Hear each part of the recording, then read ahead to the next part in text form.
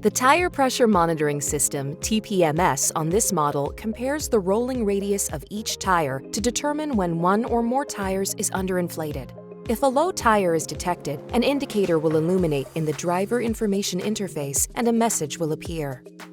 After the tire pressure is corrected in each tire, the tires are rotated or a tire is replaced, the TPMS must be recalibrated to make the indicator light go out.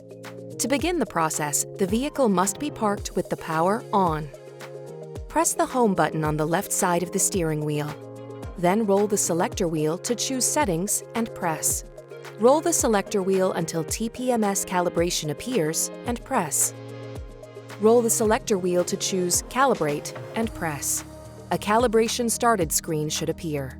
If Calibration Failed to Start appears, repeat the previous step. The calibration process will finish automatically within a few miles of driving.